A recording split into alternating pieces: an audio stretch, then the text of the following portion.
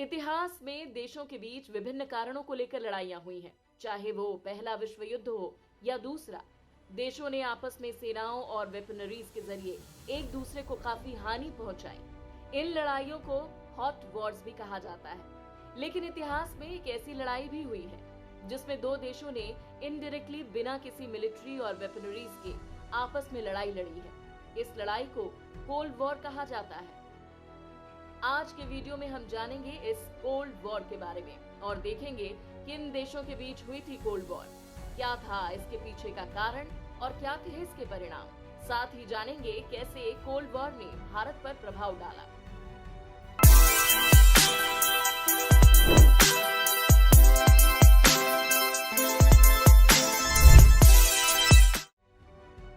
Cold war जो ideological और political विचार अलग होने के कारण होते हैं। इसमें सैन्य कार्रवाई कम और प्रचार, तोड़फोड़, धमकियों, आर्थिक प्रतिबंधों और अन्य उपाय शामिल होते हैं जो आमतौर पर राजनयिक संबंधों को तोड़े बिना किया जाता है।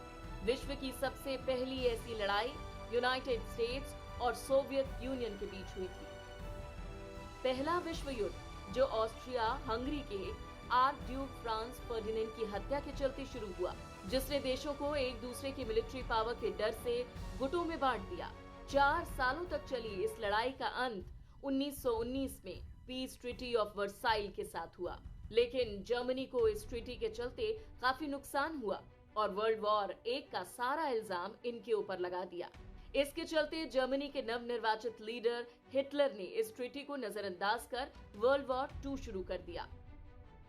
जर्मनी और इनके साथ के देश जिन्हें एक्सिस पावर कहते थे, उनकी बढ़ती ताकत को देखते हुए कई देशों का अलायंस बना, जिसमें सोवियत यूनियन और यूनाइटेड स्टेट्स भी शामिल थे।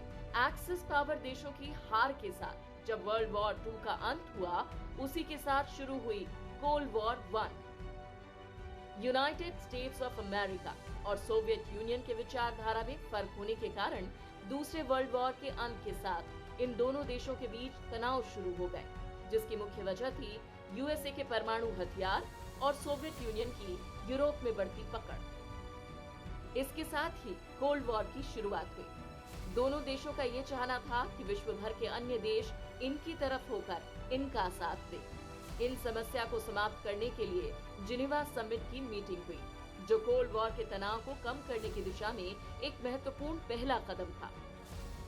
45 वर्ष तक चले इस वॉर का अंत सोवियत यूनियन के पतन और विभाजन के साथ हुआ। इस अवधि में कई नोटेबल इवेंट्स हुए, जैसे उत्तरी अटलांटिक संधि संगठन यानी नाटो का गठन, सोवियत यूनियन के पहले परमाणु बम, 1949 का विस्फोट, 1948 से 1949 बर्लिन नाकाबंदी, 1927 से 1949 चीनी गृह युद्ध, 1950 से 1953 कोरियाई युद्ध, 1956 हंगेरियन क्रांति, 1956 सुएज संकट और क्यूबन मिसाइल क्राइसिस।